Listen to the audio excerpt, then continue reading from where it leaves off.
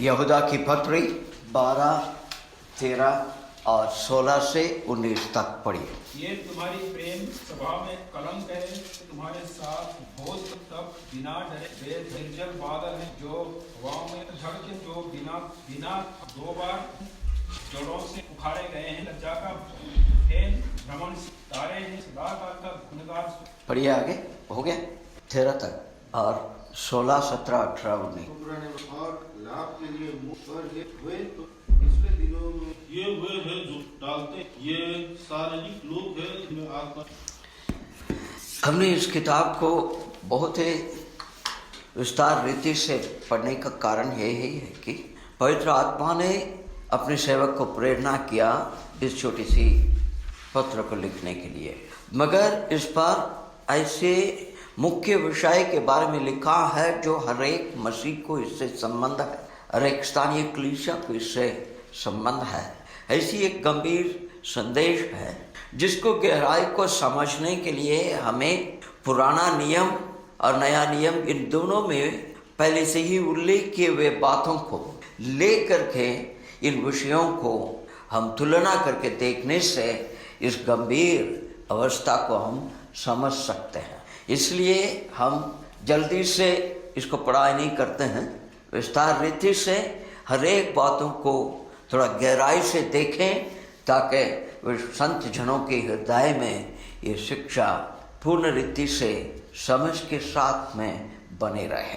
अब हम 10 पद में एक बात पढ़ते आए हैं। पहले वो है ये लोग जो है जिस बातों को नहीं जानते हैं उसके बारे में कहते हुए आते हैं, और जो उनको प्राकृतिक रीति से पता है उसे एक जंगली जानवर की तरह अपने कार्य के द्वारा उसे भ्रष्ट कर लेते हैं। मतलब यह है कि ये लोग अपनी क्रिया के द्वारा अपने ही एक नई किस्म के धर्म को स्थापित करते हैं और उसे सत्यता के साथ में जोड़ लेते हैं और ऐसी तरीका से समझाते हैं सुनने वालों को, देखने वालों को ये सच जैसा लगता है और उनके कार्य किस प्रकार से होता है और उनके अंत क्या होगा। रोमियो का किताब 1 अध्याय के 21 से 23 पद तक पढ़िए। इस कारण की परमेश्वर को जानने पर भी बड़ाई और धन्यवाद न किया, परंतु व्यर्थ विचार कर रखे उनका निर्मल मन अंधेरा हो, वह अपने आप को बुद्धिमान जताकर बन गए और अविनाशी परमेश्वर की महिमा को नाशवान मनुष्य और चौपाइयों और रेंगने वाले मूर्त की समानता में। इनको हर सच्चाई समझ में आता, जानते भी हैं, मगर ये लोग दूसरी जगह में लिखा है कि अपने विवेक को गर्म किए हुए लोहा से छेद कर उस सत्यता के विरुद्ध में हर काम करते हैं।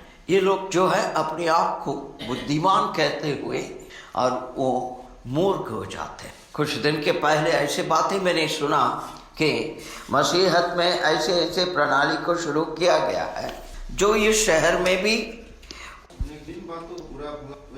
ये लोग जो है आखिर में उन्हीं के भ्रष्ट की अवस्था है उसी पर नष्ट हो जाएंगे। एक कल्ट करके जो कहते हैं उनके लीडर लोगों को आप देखिए, उनके अंत इसी प्रकार से होता। कुछ लोग कुछ समय के लिए उन पर विश्वास करते हैं मगर बाद में वो खुद को नहीं उनके साथ में हुए लोगों को भी विनाश की ओर ले जाते हैं। इसलिए ऐसे लोगों से, ऐसी बातों से हमें दूर रहना चाहिए। और उनके अंत के बारे में और भी वचन कहता है। रोमी 1 अध्याय जो पहले पढ़े थे उसी का 24 से लेकर के 26 तक पढ़िए। 24 से लेकर के 26 तक।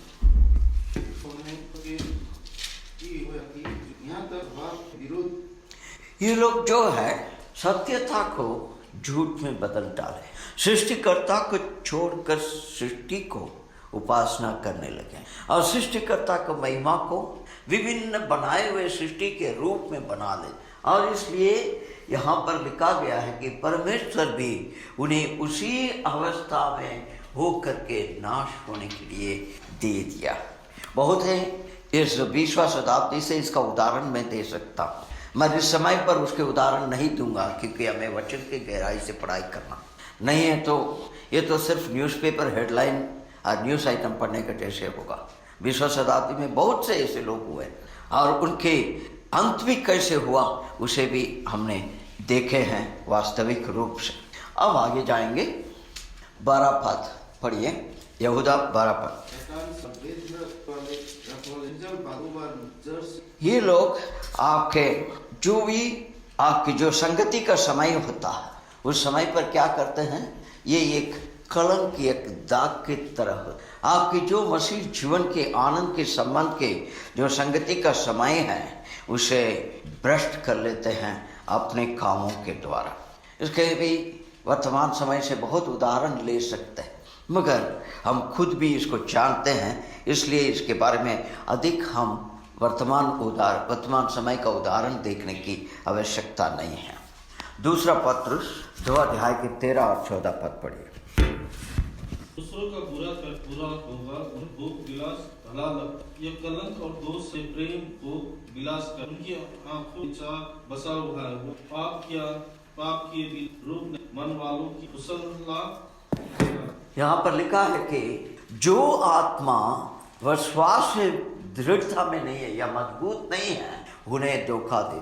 कलीसिया में ये प्राय होते ही रहता है और उन लोग जो है लोभ से भरी हुई जो प्रणाली को लेके आएंगे। इन्हें वचन कहता है कि ये लोग श्रापित संतान।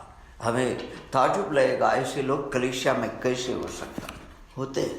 जब तक विश्वासी लोग वचन पर अधिक समय नहीं बिताएंगे, प्रार्थना में समय अधिक नहीं बिताएंगे, उनको इन सभी बातों से बचकर रहने के लिए सामर्थ्य और पहचानने का जो आत्मा जो है नहीं होगा। इसलिए हर व्यक्ति इन बातों पर ध्यान देना चाहिए। खुद की विश्वास नहीं, स्थानीय कलीसिया की गवाही भी बिगड़ना नहीं चाहिए। और ये लोग जो है ये क्या काम करते हैं आपके बीच। अभी देखें उन लोग अपने आप को कैसे खुश या संतुष्ट रखते हैं। अब ये लोग क्या करते हैं उसे पढ़िए, लूका 12 अध्याय के 45 पद पढ़िए। लूका 12 अध्याय के 45 पद। सोचने लगे मेरा समय देर को मारने में। और ये एक ऐसी सेवक का काम है जिसके बारे में प्रभु ने उनको सत्यता को समझाने के लिए बताया है कि मेरा प्रभु आने में देरी अब नहीं आए। इसीलिए वो क्या करता है, उनके अधीन में हुए सभी लोगों को सताना शुरू कर दे और खुद को संतुष्ट रखना चाहता है। ऐसे बहुत से लोग कलीसियाओं में लीडर बनते हैं और आगे अपने फायदा को उठाते हैं विश्वासियों के जीवन के द्वारा। पहले शताब्दी से लेकर के अब तक कलीसिया के इतिहास के पन्ना को हम देखें तो बहुत से ऐसे घटनाएं, बहुत से ऐसे लोग हमें मिलेंगे। आगे जाएंगे एजेकियल का 34 अध्याय 18 पद। एजेकियल 34 अध्याय का 18 पद पढ़िए जल्दी। क्या तुम्हें यह छोटी बात जान पड़ती है कि चराई चर लो और शेष चराई पांवों से रौंदो? और क्या तुम्हें यह छोटी बात जान पड़ती, निर्मल जल पियो और जल जो अपने पांवों से गंदला करो? मतलब यह है कि इनके हाथ में एक जिम्मेदारी और उत्तरदायित्व के साथ में कुछ बातें परमेश्वर ने दिया और उसे संभालते नहीं हैं, उससे खुद का फायदा उठाते हैं और जो बचता है उसको भी छोड़ नहीं रखता है, उसको भी नष्ट कर ले ताकि किसी को आने वाले समय में कोई फायदा नहीं हो। ये इज़राइल का कहानी था, ये कलीसियाओं में भी इस प्रकार की चलन रहता है। इसलिए हम इन बातों से होशियार रहना चाहिए। उसी किताब का 8 पद को पढ़िए। एजेकियल की किताब में इज़राइल के चरवाहों के विषय में परमेश्वर ने कुछ बातें बताई और ये लोग क्या किया है, परमेश्वर के भेड़ों को देखभाल नहीं किए मगर उनके ऊपर राज करके उनसे फायदा उठाए। इसी बातों को यहाँ पर कहते हैं, मेरी भेड़ जो है इनके हाथ में एक शिकार बन चुका। और इतना ही नहीं, बाहर जो जंगल में घूमते हुए जो जानवर है उसके लिए भी शिकार बन चुके हैं मेरी भेड़। ये किस लिए? ये लोग अपने दिए हुए जिम्मेदारी के प्रति विश्वास योग्यता से नहीं चले। इसलिए कहता है कि कोई चरवाहा को पाया नहीं, या है तो भी वो मेरे भेड़ों को खोजा नहीं, मगर वो लोग अपने आप को भरपूरता से बर गए, मेरे भेड़ों को कुछ नहीं। ये एक दुख की अवस्था है स्थानीय के लिए। इसलिए तो हम बार बार कहते हैं विश्वासी लोग कितने साल तक सुनते ही रहेंगे। हम परिश्रम करना चाहिए वचन के साथ और उसकी गहराई को समझना है और परमेश्वर से प्रार्थना करके विनती करना है और उनसे हम मांगे। हमें एक संदेश किताबों को पढ़ने से नहीं, पवित्र आत्मा से संदेश पाना है और उससे आप पेड़ों किताब पढ़ना ज्ञान को बढ़ाता, समझ को बढ़ा सकते, मगर आत्मा से आत्मा संपर्क करने के लिए वचन को अपने अंदर लेकर अनुभव करना चाहिए। ये बहुत ही मुख्य बात है। ये मैं पहले भी आपको बताया होगा, नेपाली में भी वो गीत को ट्रांसलेट किया गया है, अंग्रेजी में भी चार्ल्स वेस्ली ने लिखी हुई गीत। वहाँ पर वो कहता है आत्मा को कैसे परमेश्वर का अनुग्रह मिला, अचानक उस ज्योति को मैंने देखे, वो पूरा भर गया और मेरे जंजीर टूट गई। वो लिखने का समय पर हम इस बात को समझ सकते हैं, पतरस के अनुभव को वो जेल खाने में उसने अच्छी तरीके से समझा।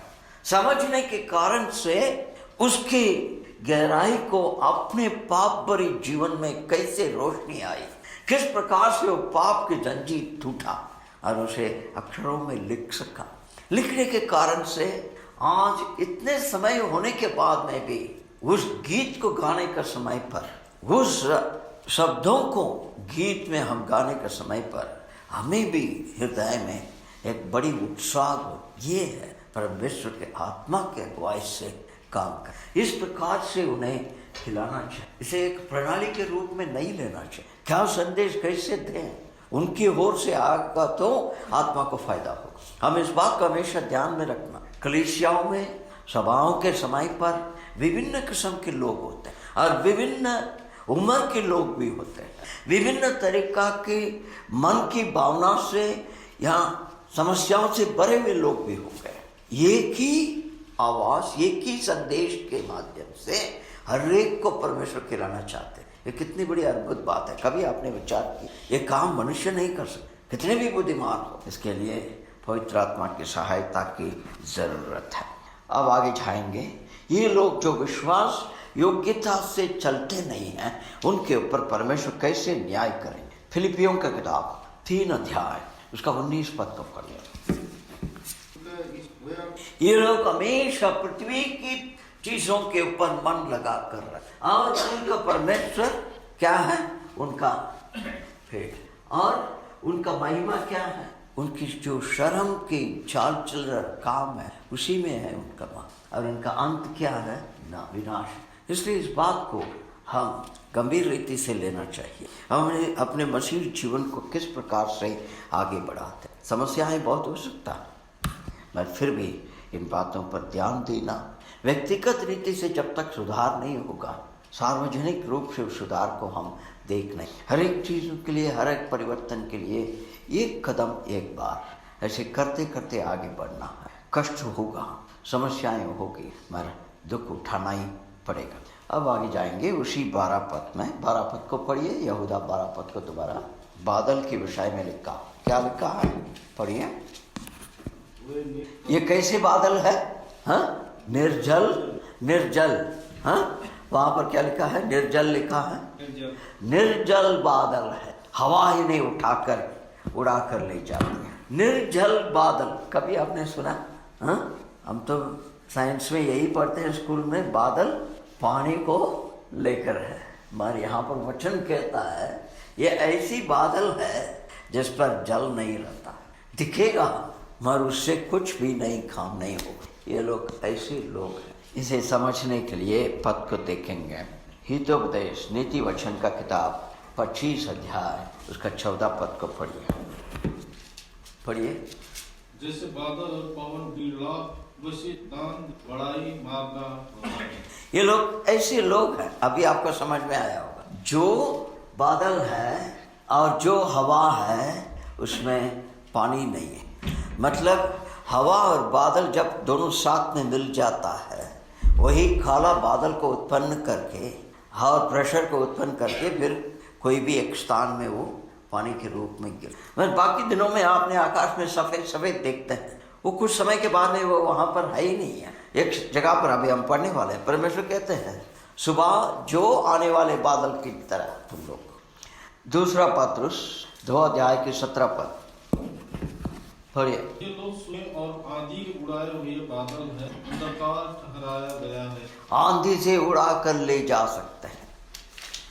हम अपने व्यक्तिगत जो हर एक दिन का हर समय हम जो इस जीवन बिताते हैं हर साल, इसके जो बाहर के बातों से हम समझ सकते हैं। जब बादल पानी से भरा हुआ काला होगा, उसे जल्दी से हवा उड़ाकर नहीं ले जा सकता। उड़ाएगा जरूर, हवा के तेज से चलेगा, मगर उस समय पर बारिश भी गिरते रहे। मगर दूसरे बादल जो है, उसे आंधी आएगा तो भी आसानी से उसको उड़ाकर लेके चले जाएगा, कहाँ गया पता ही नहीं। ये लोग सब ऐसे लोग हैं जो हमारे बीच में गड़बड़ करने के लिए आ जाते हैं। होशिया की किताब 6 अध्याय 4 पद।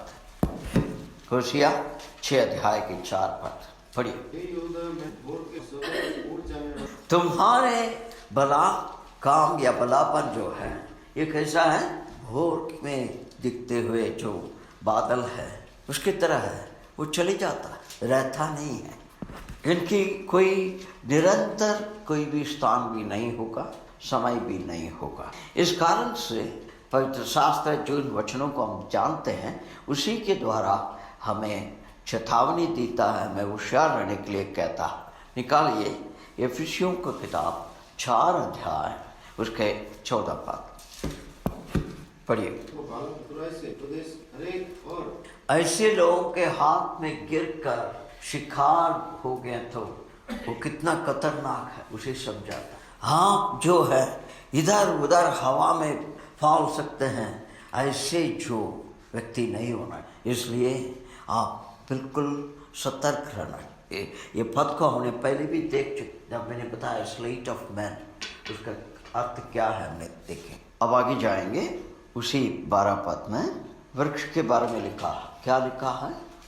पढ़िए यहूदा 12 पद में। तुम्हारी प्रेम स्वभाव के साथ हाथी की चट्टान सहीके हैं, बेधड़क अपना ही पेट भरने वाले रखवाले हैं। जल बादल है जिन्हें हवा उड़ा ले जा, झड़ के पेड़ है दो बार मर चुके हैं और जड़ से उखड़ गए। यहाँ पर बहुत अच्छी बात है, यहाँ पर कहा गया है। क्या कहा गया?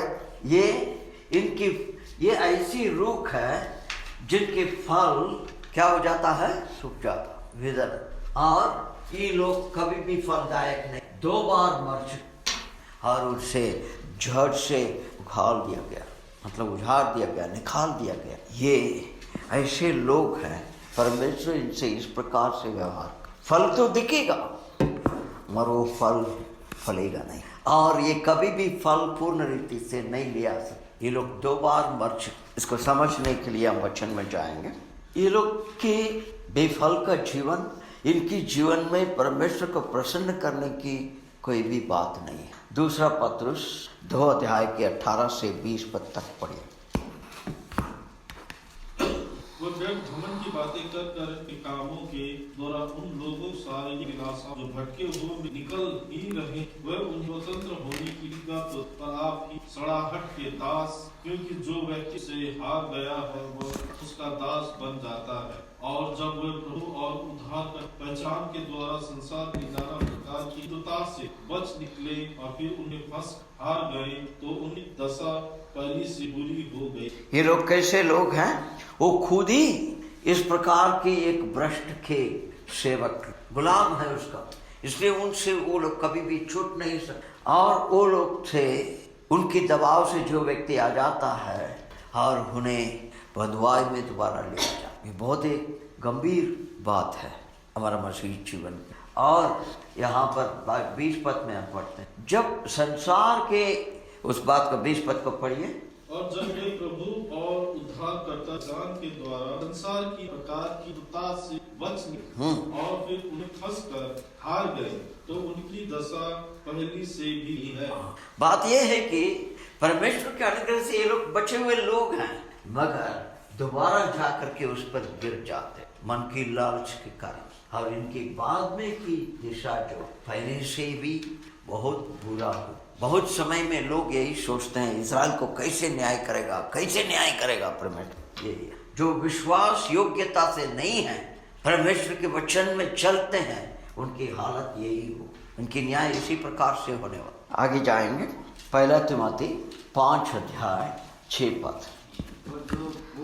यहाँ पर लिखी हुई संदर्भ जो है, एक स्त्री के विषय में लिखा है जो आत्मिक रीति से जीवन नहीं बिताती, मगर इसी को हम प्रत्येक अपने लिए भी इसे लागू कराना चाहिए। यहाँ मसीह की जगह में हम ये बातें लगाए हैं, जो लोग अपने ही खुशी और ऐश्वर्य आराम अभिलाषाओं में जीवन बिताएंगे, वो लोग जब जीवन बिताते हैं तब भी वो मर चुके हैं, उनकी मसीही जीवन से कोई लाभ नहीं होगा। मत्ती 21 अध्याय उसके 19 और 20 पद को पढ़िए। और अंजीर के पेड़ को सड़क के किनारे देखकर उसके पास गया और छोड़ उसको न पाकर उससे कहा, अब से में फल न लगे।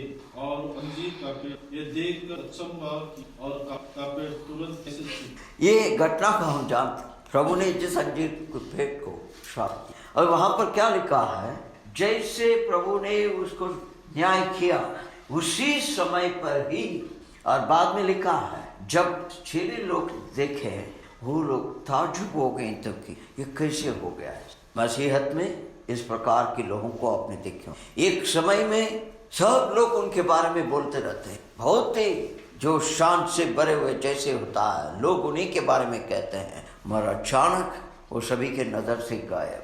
परमेश्वर उनके ऊपर ऐसे न्याय करते हैं, वो ज़्यादा दिन टिकते नहीं हैं।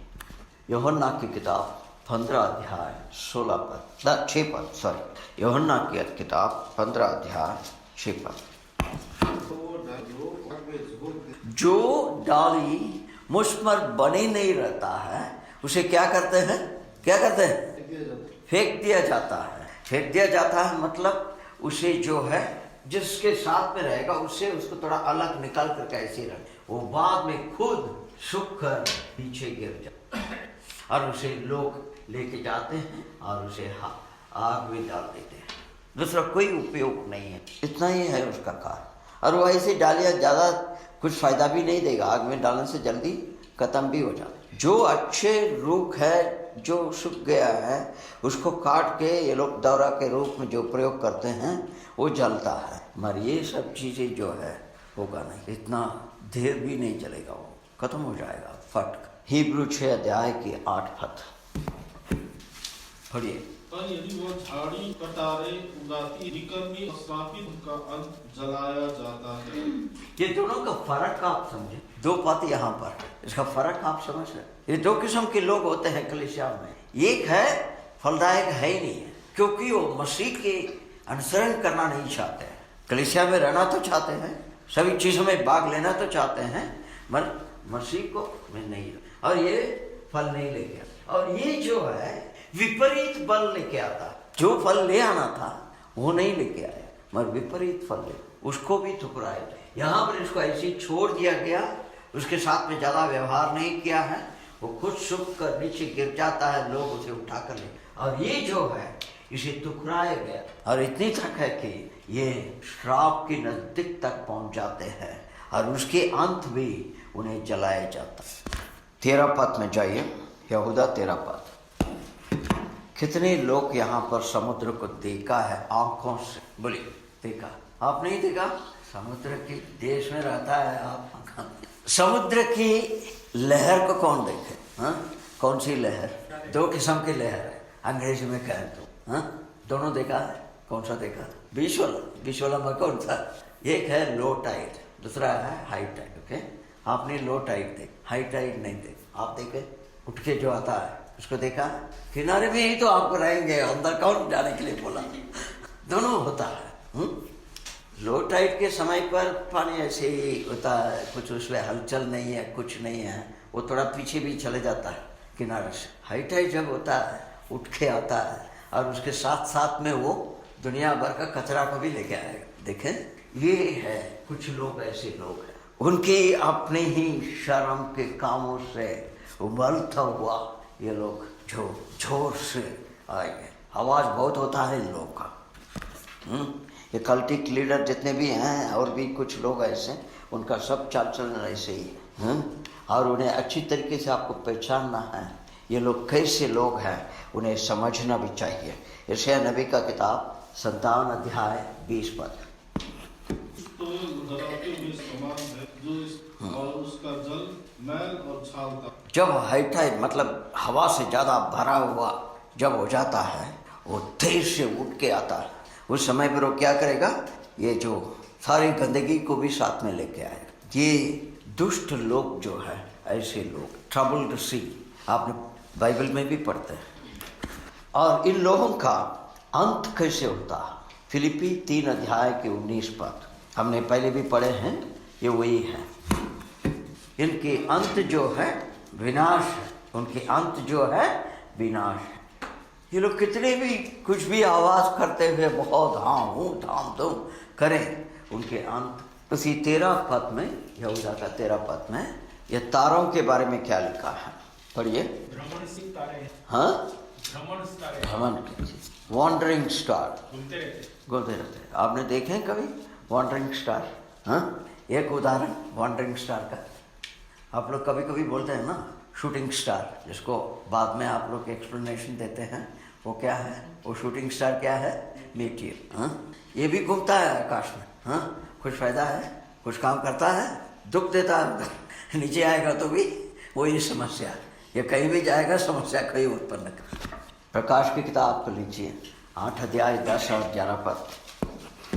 मसाल किस तरह का उनके काम किस प्रकार से होता है, उसके काम के प्रभाव किस, जो उसको पी लिए हैं वो सारे लोग मर भी। ये लोगों के साथ में जो भी संबंध रखेगा, जो भी उनके प्रभाव में आ जाते हैं, जो भी उनके आकर्षण में आ जाते हैं या उनकी जबरदस्ती दबाव में आ जाते हैं, वो सारे के सारे नष्ट, उनके मसीही जीवन बिल्कुल बिगड़ जाएगा। इसलिए संभाल कर रहना चाहिए। अब देखिए क्या कहते हैं, एक ही तारा गिरा करके, और उसके द्वारा क्या हो गया, कितनी चीज की नष्ट हुई, पृथ्वी की एक 3 भाग में से 1 भाग का जो नदी और जितने भी धारा है, मूल है पानी, अंडरग्राउंड वाटर, वो भी खत्म। एक ही चीज, मतलब ऐसे लोग हमारे बीच में रहेंगे तो कलीसिया के 3 भाग से 1 भाग पूर्ण रीति से नष्ट होने का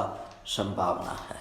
ये सब ऐसे लोग हैं और उनके ऊपर कैसे न्याय किया जाएगा। प्रकाश की किताब 14 अध्याय 10 और 11 पद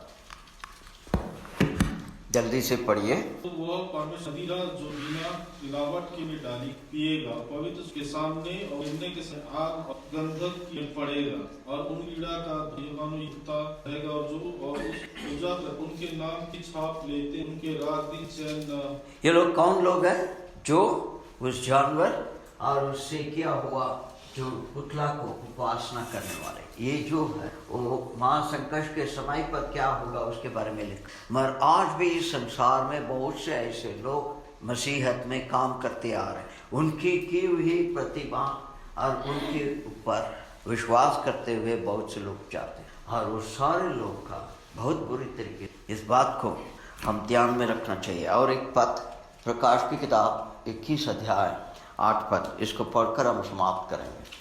सॉरी, पढ़िए आप पढ़िए। परंतु डरपोकों, अविश्वासियों, घिनौनों, हत्यारों, बेचारियों और दूतों का भाग उस मिलेगा जो आग और गंधक से जलती है, यह दूसरी मृत्यु है। ये लोग जो है सत्यता को विश्वास नहीं, बहुत ही भयानक लोग हैं, झूठ बोलते हैं, और ऐसे जो भ्रष्ट की काम करते हैं जिसको करने के लिए मना है। और ये लोग जो है अपनी ही मूर्ति को रखे हुए हैं, अपनी खुशी को सेवकाई करते हैं, और उनको अंत इस प्रकार से। ये लोग सचमुच विश्वासी है क्या नहीं है, ये एक सबसे बड़ी प्रश्न। इस बात को ध्यान में रखिए, ऐसे लोगों के बचकर रहना हमें बहुत आवश्यक है। परमेश्वर में सहायता करें।